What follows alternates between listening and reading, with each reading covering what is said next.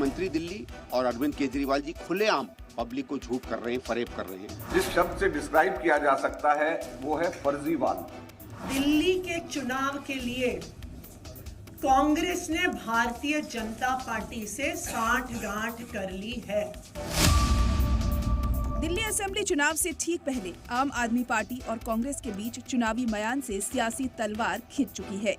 दिल्ली लोकसभा चुनाव में दोनों दल कंधे से कंधा मिलाकर चल रहे थे और अब दोनों दल एक दूसरे के आमने सामने आ गए हैं। दिल्ली चुनाव से ठीक पहले कांग्रेस और आम आदमी पार्टी के बीच की दूरी के कई सियासी मायने हैं। इससे पहले भी पंजाब और कई राज्यों में चुनाव में दोनों जमातों का इत्तेहाद नहीं हो पाया था, लेकिन इस बार वार तीखा है, पलटवार भी जोरदार किया जा रहा है। कांग्रेस से दूरी का पैगाम आम आदमी पार्टी की टॉप लीडरशिप खुद दे रही है। दिल्ली की वजीर आला आतिशी एक बार फिर मीडिया के सामने आई, साफ ऐलान कर दिया कि अब कांग्रेस से किसी भी कीमत पर इत्तेहाद नहीं होगा। कांग्रेस को बीजेपी की बी टीम बताया। एक तीर से दो निशाने साधने की पूरी कोशिश की गई।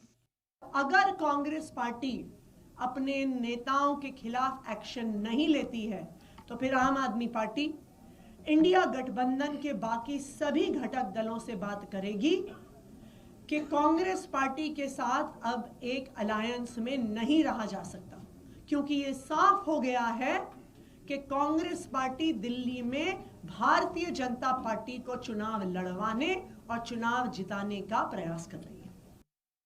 भारतीय जनता पार्टी कांग्रेस के प्रत्याशियों की फंडिंग कर रही है। इसमें प्रमुख संदीप दीक्षित जी हैं, जिनको भारतीय जनता पार्टी से ऐसा सुनने में आया है कि फंड मिल रहा है।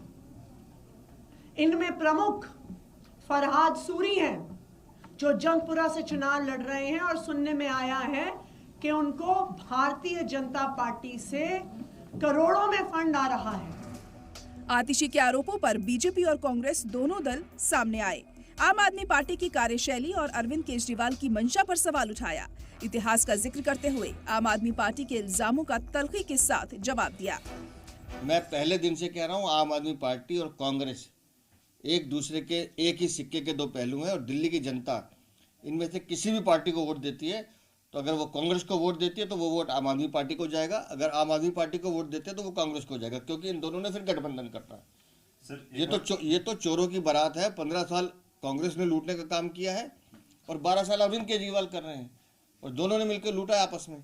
इससे बड़ी हास्यास्पद क्या हो सकती है? वो जिस आंदोलन से निकले हैं, अन्ना हजारे का आंदोलन से, वो किसके द्वारा फंडेड था? कौन लोग थे? आरएसएस के लोग सब आंदोलन कर रहे थे, उनके साथ बैठकें होती थी, कौन नहीं जानता? और हम पे आरोप लगा रहे हैं। जराये की माने तो आप के लीडरान में कांग्रेस को लेकर जबरदस्त नाराजगी है। तल्खी इतनी बढ़ गई है कि आम आदमी पार्टी कांग्रेस को इंडिया ब्लॉक से ही बाहर करना चाहती है। आम आदमी पार्टी ने साफ कर दिया है कि अगर अजय माकन के खिलाफ 24 घंटे में एक्शन नहीं लिया गया तो इंडिया ब्लॉक से कांग्रेस को बाहर करने की मांग की जाएगी। दरअसल कांग्रेस लीडर अजय माकन ने दिल्ली के साबिक सीएम अरविंद केजरीवाल पर तीखा जुबानी हमला बोला था। बाकायदा प्रेस कॉन्फ्रेंस बुलाकर अरविंद केजरीवाल को मुल्क का फ्रॉड किंग यानी सबसे बड़ा धोखेबाज बताया था। केजरीवाल के लिए फर्जी वॉल टर्म का इस्तेमाल किया था। दिल्ली के अंदर केजरीवाल को अगर सही मायने में एक शब्द से उसको डिस्क्राइब करना हो तो उसको जिस शब्द से डिस्क्राइब किया जा सकता है वो है फर्जीवाल। क्योंकि अगर कोई फर्जीवाड़े का राजा है पूरे देश के अंदर तो वो फर्जीवाल केजरीवाल है। अजय माकन के इस बयान के बाद आम आदमी पार्टी और कांग्रेस के बीच की तल्खी सतह पर आ गई है। आम आदमी पार्टी ने जहां माकन के खिलाफ कार्रवाई की मांग की तो वहीं कांग्रेस अब खुलकर अजय माकन के बचाव में खड़ी है। मुख्यमंत्री दिल्ली और अरविंद केजरीवाल जी खुलेआम पब्लिक को झूठ कर रहे हैं, फरेब कर रहे हैं।